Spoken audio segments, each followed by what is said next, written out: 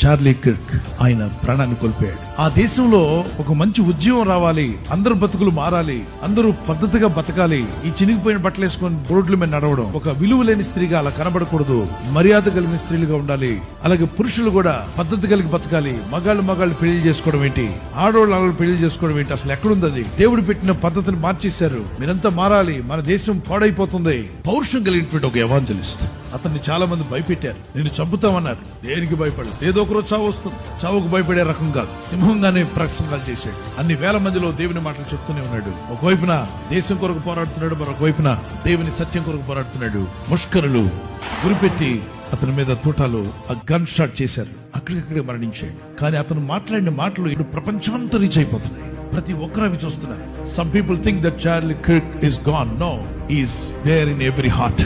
కొంతమంది అనుకుంటారు Charlie Kirk అనే వ్యక్తి ఇక లేడి వెళ్ళిపోయాడు అనుకుంటారు. లేదు, ప్రతి ఒక్క హృదయంలో కూడా ఆయన ఉంటాడు. His spirit is with the Lord. ఆయన ఆత్మ ప్రభు వద్ద ఉన్నది. That's why Jesus said, don't be afraid of people. దేహమును చంపవారికి భయపడొద్దు అన్నాడు. శరీరాన్ని మాత్రమే చేయగలరు, కానీ ఆత్మని ఏమి చేయలేరు. అలాంటి వరకు మీరు భయపడనక్కర్లా.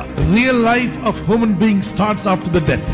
మానవుని నిజ జీవితము మరణము తర్వాత ప్రారంభమవుతుంది. So if anybody kills someone, they will face judgment of God. The wrath of God will come upon them. But the person who was killed because of his faith, his spirit reached the paradise and being with the Lord. ఒకవేళ ఎవరైనా విశ్వాసమును బట్టి ఒక వ్యక్తిని చంపినట్లయితే చంపినటువంటి వ్యక్తి పైన దేవుని ఉగ్రత, కోపము, శిక్ష వస్తుంది.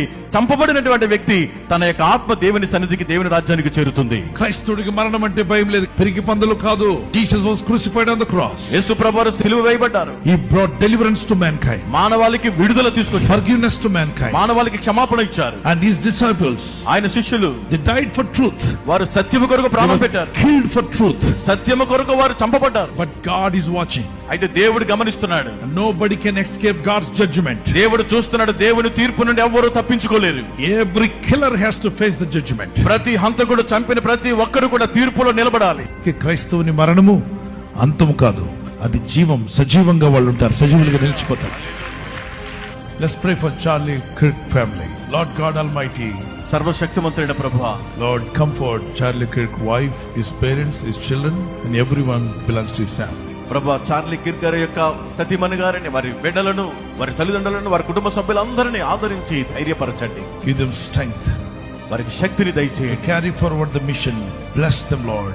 Provide all the needs. In Jesus' mighty name I pray. ఆ పరిచర్యను ముందుకు కొనసాగించే నీ కృపను అనుగ్రహించి వారిని ఆశీర్వదించి వారి ప్రతి అక్కర తీర్చమని యేసు నామములో ప్రార్థించి అడుగుచున్నాము తండ్రి. Amen. ఆమేన్.